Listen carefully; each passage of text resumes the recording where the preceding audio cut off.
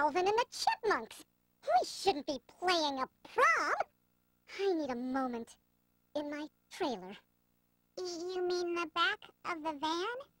This school is amazing. The library has 2 floors. Do you think the cafeteria is still open? David, what kind of tour is this? You told us that we were going to play at Rock-a-Thon-a-Palooza. Look, I know what you're thinking, but you will. But they won't let just any band play at Rock-a-Thon-a-Palooza. All we have to do is play these gigs first, and we're in. That means when we finish this show, we will be 6.2% on our way toward rock and roll stardom. I know, I'm psyched. Come on, guys.